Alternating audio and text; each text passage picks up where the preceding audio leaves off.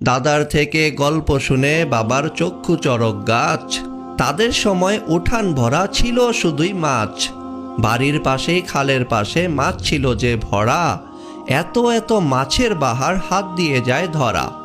জাল পাতিলেই ভরে যেত মাছ দিয়ে সেই জাল, শুটকি দিয়ে শুকানো হতো ঘরের উঠান চাল। ইলিশ মাছের পেট কাটিয়া শুধু রাখতাম ডিম, খেতে আর ভাল লাগে না, মুখে লাগে মাছ নিম।